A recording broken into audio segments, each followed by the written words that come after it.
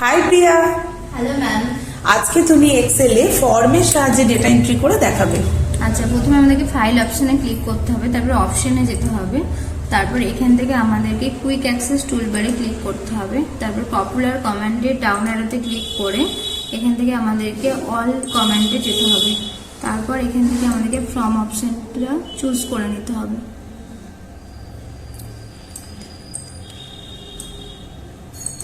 দিয়ে অ্যাড করে ওকে করতে হবে। তারপর আমাদেরকে এখানে আমাদের ডেটাগুলোকে সিলেক্ট করে নিতে হবে, তারপর ফর্মে ক্লিক করতে হবে, তারপর ওকে করতে হবে, তারপর এখান থেকে আমাদেরকে ডেটাগুলো এন্ট্রি করে নিতে হবে।